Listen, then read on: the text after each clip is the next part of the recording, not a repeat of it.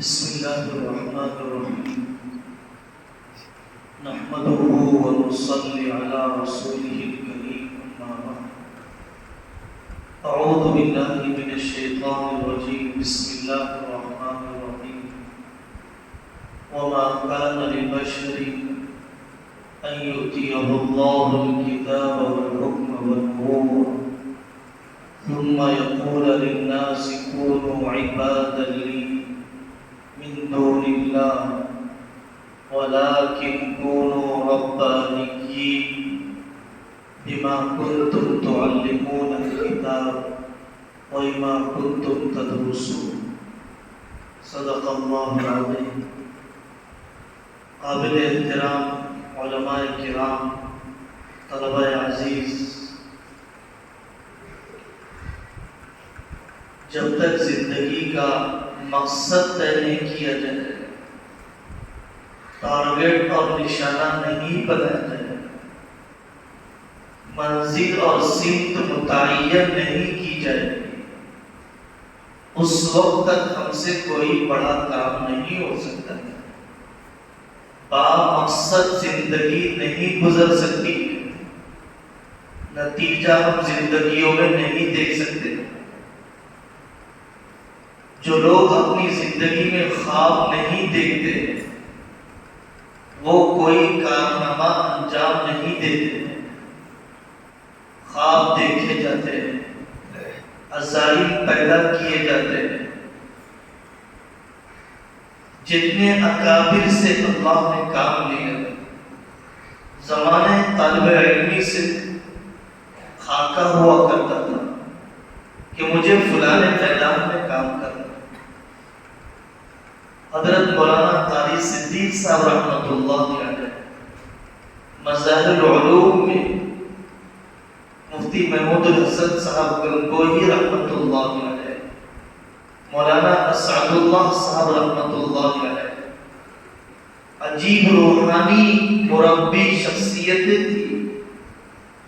اسی وقت سے سادگی، زہد، جفاکشی طبیعت کے اندر شہر کو ٹھکرایا، اونچی کتابوں کو چھوڑا، دیہات پہنچ گئے، ہتھوڑا باندھا کے دیہات میں پہنچ گئے۔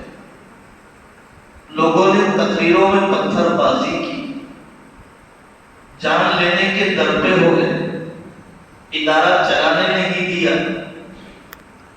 آج وہ دن ہے کہ حضرت کے زندگی کے اندر غیر مسلم آتے تھے، دور سے ناریل پھوڑ کر چلے جاتے تھے، ان کی تقدس کی وجہ سے، ان سے برکت حاصل کرنے کے لیے۔ نشانہ تھا دیہی علاقوں میں، پسماندہ بستیوں میں کام کرنے کا۔ ان کی صحبت جن بزرگوں نے پائی ہے ان پر بھی یہی رنگ چڑھا، جو شاگرد ان کی صحبت میں رہے ان پر بھی یہی رنگ چڑھا۔ ہم نے دیکھا ان کے صحبت یافتہ لوگوں کو جمعرات کے دن عصر کے بعد نکل جاتے ہیں، ہفتے کے دن درس کے اوقات میں پہنچ جاتے ہیں، اور اس اتنے دورانیے میں، اتنے وقتے میں 8 دیہاتوں کا دورہ، 10 دیہاتوں کا دورہ، اور بغیر کسی ترتیب کے جہاں جتنے لوگ مل جائیں، حفاظت دین، اشاعت دین، تحفظ عقائد، تحفظ اعمال، جو ضرورت کی بات ہو کر لیں۔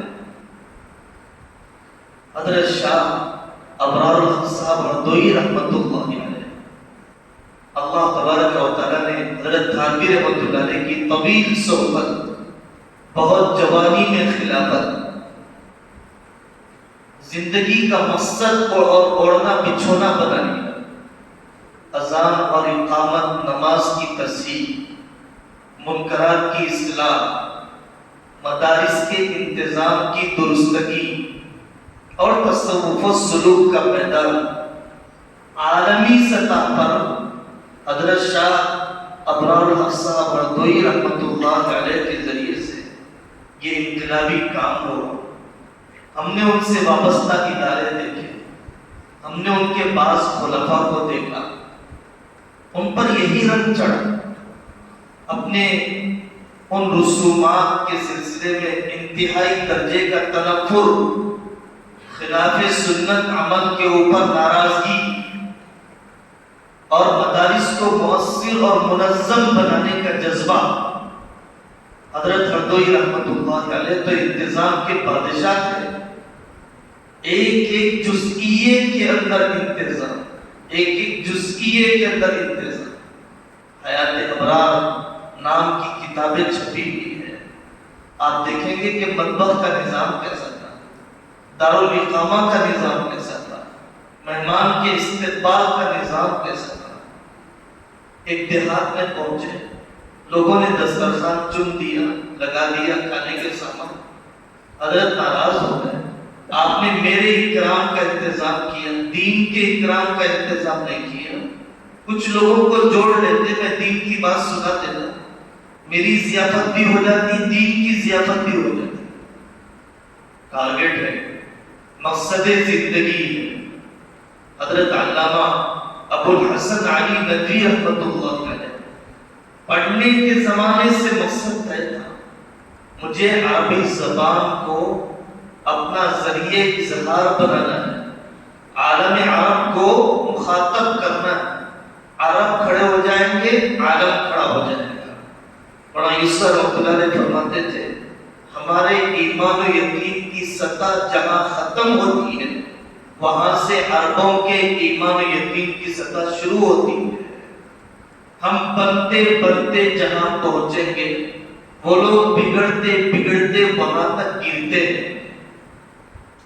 عربوں کو مخاطب بنانے کا جذبہ، اللہ نے جن کو انتخاب کیا، حضرت رسول اللہ صلی اللہ علیہ وسلم کی پیدائش کے لیے، حضرت علی میاں ندوی رحمۃ اللہ علیہ نے 16 سال کی عمر میں تقویت الایمان کا اردو سے عربی میں ترجمہ کیا، 22 سال کی عمر میں ماذا خسر العالم بانحطاط المسلمین نامی کتاب لکھی، اور اس کے بعد عرب ملکوں کے اتنے سفر اور اتنی تصنیفات، اردو دان طبقے سے زیادہ عربوں نے حضرت کی قدر کی، حضرت کی کتابوں کی عبارت کو حفظ کر لیا گیا، دنیا کے چپے چپے میں دیکھنے کا موقع ملا۔ عرب ملک ہے، قصص النبیین پڑھائی جاتی ہے، ان کے مقامی ادبا ہیں، ان کے مقامی مصنفین ہیں، لیکن حضرت علی میاں ندوی رحمۃ اللہ علیہ کی کتابوں میں جو تاثیر، جو زبان، جو اسلوب، جو قربانی، جو صحبت، جو اکابر کی دعا اور اپنے اکابر سے بالغانہ تعلق، ان کے بارے میں سوانح نگاری، سیرت لکھنے کا جذبہ، حضرت علی میاں ندوی رحمۃ اللہ علیہ کے گھرانے کو جو ملا ہے، آخری زمانے کے اندر ایسا کوئی گھرانہ پیدا نہیں ہوا۔ میں اکابر، اپنے اکابر کو پڑھوں، حضرت مولانا ابو الکلام آزاد رحمۃ اللہ علیہ، حضرت مولانا ابو المحاسن سجاد صاحب رحمۃ اللہ علیہ، یہ تو شیخ الہند کے شاگرد تھے۔ ان کا جذبہ زمانے طالب علمی سے کہ مجھے سیاسی انقلاب بپا کرنا ہے، مجھے سیاسی اعتبار سے انقلاب لانا ہے، تبدیلی لانا ہے، کمزوریاں کیا ہے، اتار چڑھاؤ کیا ہے، اتنی محنت کی، عیدگاہ پر جاتے، لکڑیوں پر ٹوپی رکھتے تھے اور ایسے خطاب کرتے جیسے کہ پارلیمنٹ میں خطاب کیا جا رہا ہو، خاص خاص موضوعات پر، سلگتے ہوئے موضوعات پر۔ اللہ تبارک و تعالیٰ نے وہ کام ان سے لیا۔ میرے عزیزوں، مقصد کو طے کرنا، اس مقصد کے جنون کو ذہن و دماغ پر چڑھا لینا، غالب کر دینا، جب ہوتا ہے تو پھر آدمی زندگی کے اندر کچھ کر پاتا ہے۔ 2 روٹی 2 بوٹی، مکان دکان، گاڑی فون، چھوٹے مقصد کے لیے جینے والے، گھٹیا مقصد کے لیے جینے والے، چھوٹے جذبات رکھنے والے، اچھے کپڑے، اچھے جوتے، اچھا مکان، بس اسی پر مجھے ماننا ہے۔ نہیں، بقدر اہل العزم تأتی العزائم، جوانوں آوازیں آ رہی ہیں آبشاروں سے، چٹانیں چور ہو جائے جو ہو عزم سفر پر، عزم سفر ہو تو آدمی منزل تک جاتا ہے۔ پانی آبشارے کا پانی ہے، لیکن جذبہ ہے مجھے آگے بڑھنا ہے، چٹانوں کو توڑ کے آگے نکل جاتا ہے، پہاڑوں کو کھود کے آگے نکل جاتا ہے۔ قاضی اطہر مبارک پوری رحمت اللہ علیہ، تصنیف کا میدان، تاریخ کا میدان کتنا اہم میدان ہے۔ مبارک پور تو چھوٹا گاؤں ہے اعظم گڑھ ضلع کا، انہوں نے اپنی خود نوش سوانح لکھی ہے، اس کا نام ہے قاعدہ بغدادی سے بخاری شریف تک۔ وہ فرماتے ہیں کہ میں نے یہ کتاب اپنی سوانح اس لیے لکھی ہے تاکہ دنیا کو پتہ چلے کہ مبارک پوری کے پاس کوئی بڑا کتب خانہ نہیں تھا، کوئی بہت بڑے وسائل نہیں تھے، ایک جذبہ تصنیف، تاریخ کو بگاڑا جا رہا ہے، تاریخ کو بدلا جا رہا ہے، تاریخ کو مسخ کیا جا رہا ہے، ہمارے اکابر کی تصویر اور شبیہ کو بگاڑنے کی کوشش کتابیں چھپ چکی ہیں۔ تو ایسے موقع پر ایک دیہات کا رہنے والا عالم بمبئی کا سفر کرتا ہے، کتب خانوں کا سفر کرتا ہے، پرانی مثالیں چھوڑی، میں موجودہ مثال آپ کو سناتا ہوں۔ حضرت مولانا لطیف الرحمان بہرائچی صاحب دامت برکاتہم نقشبندی، ہم نے ان کو مولانا عبدالحفیظ صاحب مکی رحمت اللہ علیہ کی خانقاہ میں دیکھا، اپنی پگڑی کے درست کرنے کی فکر بھی نہیں۔ حیدرآباد آئے، دائرۃ المعارف اور مختلف کتب خانوں کے اندر پائے جانے والی حدیث کی کتابوں کی تلاش میں قمیص پھٹی بھی ہے، اس کا گوشت بھی نہیں ہے۔ وہ کہتے ہیں میں نے استنبول کی کتب خانوں کی خاک چھانی ہے، ایک ایک حدیث کی کتاب کے چند صفحات کو پانے کے لیے جکارتا، انڈونیشیا، ملیشیا کا سفر کیا ہے، اپنی کمائی کو جھونک دیا حدیث رسول صلی اللہ علیہ وسلم کی تحقیق و تخریج پر۔ حضرت امام محمد رحمۃ اللہ علیہ نے امام ابو حنیفہ کی حدیثوں کو جمع کیا، کتاب الآثار۔ ہمارے اکابر میں مفتی مہدی حسن صاحب شاہ جہاں پوری رحمۃ اللہ علیہ نے الحجہ علی اہل المدینہ کی تحقیق کا کام کیا۔ حضرت مولانا حبیب الرحمان صاحب آسمی رحمۃ اللہ علیہ ہمیں شام کے علماء بتلاتے ہیں، شام کے علماء کہتے ہیں حبیب الرحمان اعظمی شام آئے اور زہد کے اوپر بیان کرنے کے لیے کھڑے ہوئے، اور جیسے ہی بیان کرنے کے لیے کھڑے ہوئے ان کے کپڑے، ان کی ٹوپی، ان کے رومال کو دیکھ کر لوگوں کے آنکھوں سے آنسو چھلک گئے۔ مصنف عبد الرزاق پر کام کیا، عالم عرب میں جن کی سند کا وزن ہے، ان اکابر سے اللہ نے کام لیا۔ کام ہوتے ہی اسی طریقے سے، اگر ہم نے سند حاصل کر لی، جذبہ حاصل نہ کیا، اگر ہم نے دن پورا کر لیے لیکن عزائم اور حوصلے پورا نہ کیے، بے فیض بن کر جیے، رواجی زندگی گزار کے چلے جائیں گے، ایک آدمی کی زندگی نہ بدلی، ایک شعبے کی احیاء کا کام نہ ہوا، ایک بستی کے اندر تبدیلی نہ آئی، ایک شاگرد کو تیار کر نہ سکا۔ حضرت مولانا منت اللہ رحمانی رحمت اللہ علیہ بہار کی ایک عظیم شخصیت گزری ہے، جنہوں نے دارالقضاء کا نظام 3 صوبوں کے اندر قائم کیا۔ دارالقضاء مختلف میدان، سوچو ہر آدمی ایک میدان میں نہیں جایا کرتا، فرض کفایہ ادا کرنے کے کئی میدان ہیں، فرض کفایہ ادا کرنے کے کئی میدان ہیں، جو تشنا ہے، ضرورت مند ہے، امت کی خاطر خواہ جیسی توجہ ہونی چاہیے ویسی نہیں ہو پا رہی ہے، تو انہوں نے سوچا کہ دارالقضاء قائم کر رہے ہیں، کوئی سرکاری تعاون نہیں، ایک اسلامی ملک کے اندر اتنے مستحکم دارالقضاء نہیں ہے، اتنے با اعتماد دارالقضاء نہیں ہے جیسے دارالقضاء بہار، اڑیسہ، جھارکھنڈ کے علاقے کے اندر ان اکابر نے قائم کی ہے۔ پولیس اسٹیشن میں کوئی جاتا ہے، عدالت میں کوئی جاتا ہے تو غیر مسلم اسقاط کہتا ہے میرے پاس کیوں آئے ہو، تمہارے قاضی صاحب موجود ہیں، ان کے پاس اپنا فیصلہ کرو۔ ایسا اعتماد جیتا۔ ہم بھٹکل میں کچھ دن پہلے وہاں پر قاضی عبدالرب صاحب سے ملاقات ہوئی۔ بھٹکلی قوم بہت متحد قوم ہے، علماء پرور قوم ہے، علم کی قدردان قوم ہے، تاجر قوم ہے۔ وہ کہتے ہیں 1200 سال سے ہمارے پاس دارالقضا چلتا ہے، 200 سال کے مقدمات محفوظ ہیں۔ دنیا ہندوستان کی کسی عدالت میں 200 سال کے کیس کی فائلیں محفوظ نہیں ہیں جتنی ہماری فائلز محفوظ ہیں۔ خون جگر سے سینچنا پڑتا ہے۔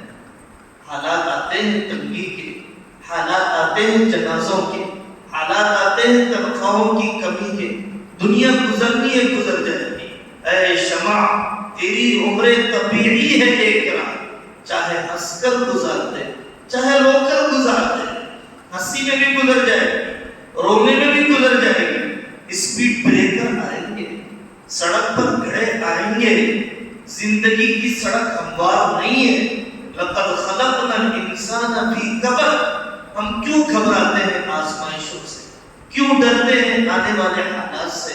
چیلنجز انسان کو زندہ رکھتے ہیں، راحتیں انسانوں کو مردہ کر دیتی ہیں۔ آزمائشوں میں قومیں پنپتی ہیں، بڑھتی ہیں، ترقی کرتی ہیں، اور سہولت پسندی میں، تعیش پسندی میں، اسباب راحت میں، موافق حالات میں جذبات مردے ہو جاتے ہیں، ارادے سکڑ جاتے ہیں۔ آدمی مفاہمت کر لیتا ہے اپنی کسل بندی سے، اور مصالحت کر لیتا ہے اپنی راحت طلبی والی زندگی سے۔ آپ سوچئے اور کون سے میدان ہیں، اور خانقاہی میدان۔ اکابر نے بڑے اسٹیج کو تلاش نہیں کیا، بڑے جامعات کو تلاش نہیں کیا۔ ایسے علاقے عید کے دن شام میں پہنچ گئے، دیہات کے لوگوں کو زکوٰۃ، اعتکاف، قربانی کے مسائل بتلایا۔ عید کی نماز ان کے ساتھ پڑھی۔ نور اللہ قادری رحمت اللہ علیہ ہمارے آندھرا کے علاقے میں ایک عظیم شخصیت گزری ہے۔ زندگی کی بہت کم عیدیں انہوں نے اپنے گھر کے ساتھ، گھر والوں کے ساتھ کی ہیں، بکثرت عیدیں دیہاتوں میں کی ہیں۔ میں کیسا فائدہ پہنچانے والا بنا۔ وَأَمَّا الزَّبَدُ فَيَذْهَبُ جُفَاءً وَأَمَّا مَا يَنفَعُ النَّاسَ فَيَمْكُثُ فِي الْأَرْضِ۔ عزت کی بھیک مانگنے کی ضرورت نہیں پڑے گی، رحم کی درخواست کرنے کی ضرورت نہیں پڑے گی۔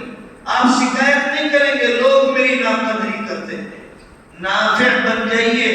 حضرت علی میاں فرماتے ہیں کبھی پانی نے احتجاج کیا، کبھی پانی نے شکایت کی لوگ میری ناقدری کرتے ہیں، بجلی نے کبھی جلسہ کیا اپنی قدردانی منوانے کے لیے، اپنا اکرام کروانے کے لیے۔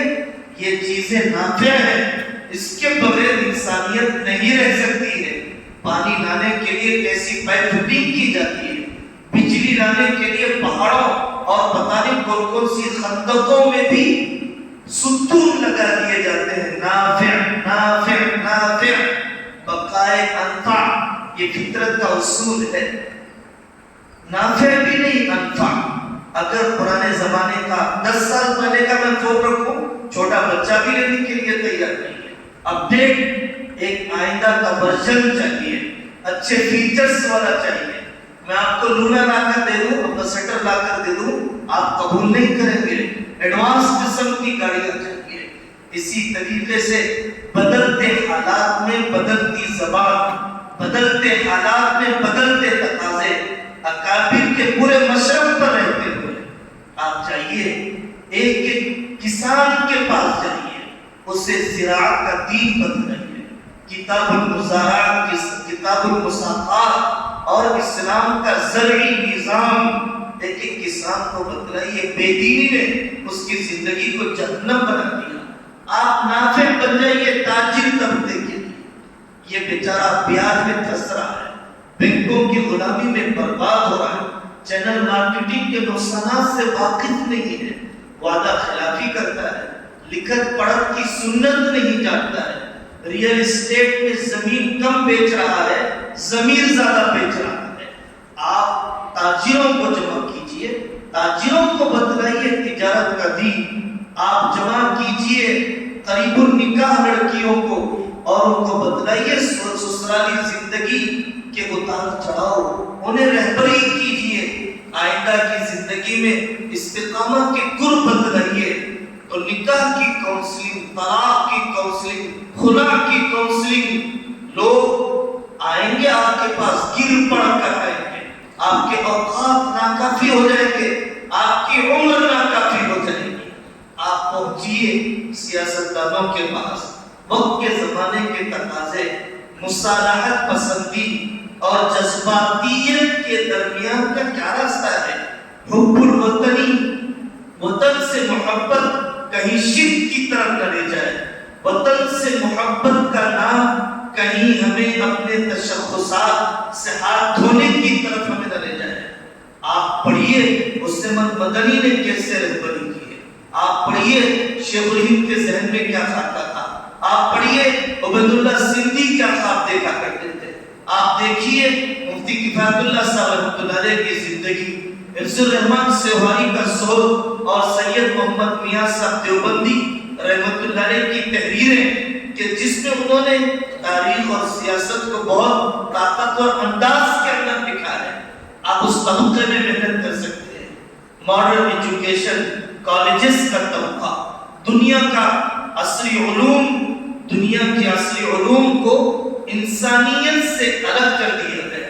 اس کو خدا ترسی سے، خدا شناسی سے، اللہ سے اسے کاٹ دیا گیا. موجودہ ماڈرن ایجوکیشن کا سسٹم خدا بیزار اور انسانیت کش بتلاتا ہے. ہم وہ دوا بیچیں گے جس میں پیسے زیادہ ملتے ہوں، چاہے انسانوں کی جان چلی جاتی ہے. ہم وہ ڈگریاں دیں گے چاہے وہ خدا کا انکار کرنے والا ایتھیسٹ بن جاتا ہو.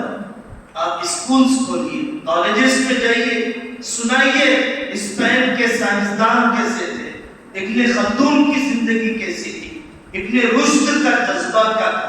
آپ ان کو بتلائیے واقعی مسلمان سائنسدانوں نے دنیا کو کیا دیا ہے. اب ملک میں کیسے سائنسدان تیار کر رہے ہیں. ہما جہتی خدمات، وسعت نظری، جہد و عمل، قناعت نہیں، دین میں قناعت نہیں، دین کی محنتوں میں قناعت نہیں. قربانی کے بغیر کچھ نہیں ہوتا ہے. قربانی کے بغیر کبھی نہیں ہوا. والذین جاہدوا فینا لنہدینہم سبلنا. یہ آیت پڑھی جاتی ہے کیسے اپنی تمناؤں کا خون کیا جاتا ہے، کیسے اپنی راحتوں کو ذبح کیا جاتا ہے، کیسے اپنی راتوں کی نیند کو تج کر دیا جاتا ہے. حضرت شاہ اللہ بخاری رحمۃ اللہ علیہ کچھ زندگی سفر میں کٹ گئی، کچھ زندگی جیلوں میں کٹ گئی. میں آپ کو سناتا ہوں، ہم نے ملکوں کے اندر دیکھا. احمد نگر کے رہنے والے مولانا عبد النبی رحمۃ اللہ علیہ کی کتاب دستور العلماء ملکوں کے اندر دیکھا.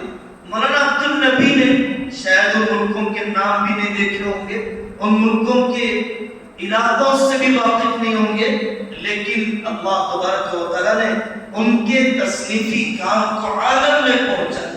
اخلاص بھی کیا عجیب چیز ہے.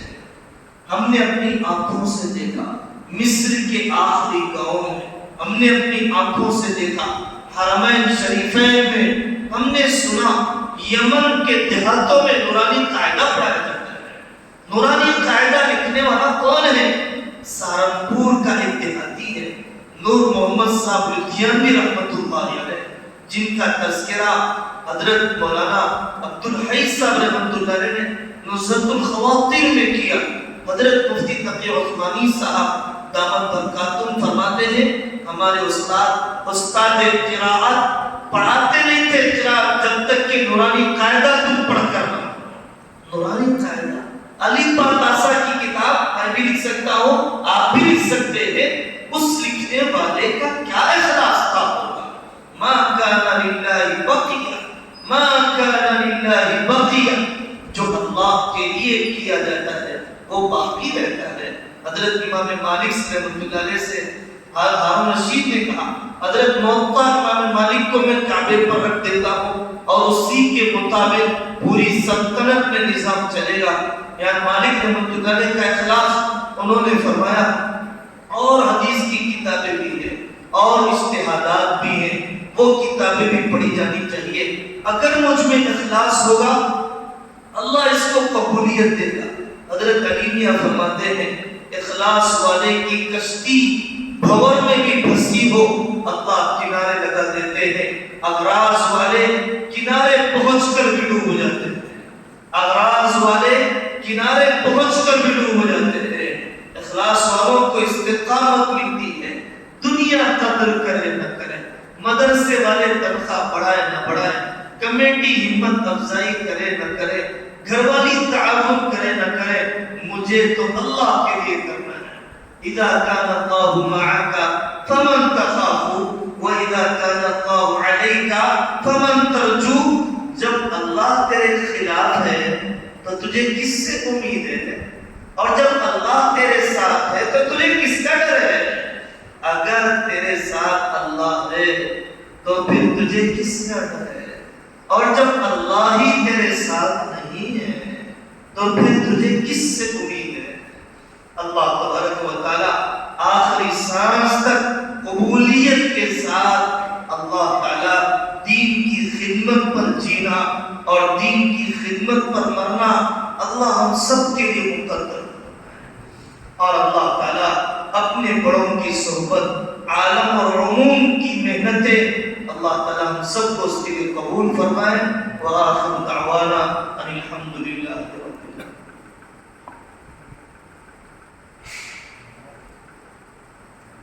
الحمد للہ رب العالمین والصلاة والسلام علی النبی وعلى آلہ وأصحابہ اجمعین.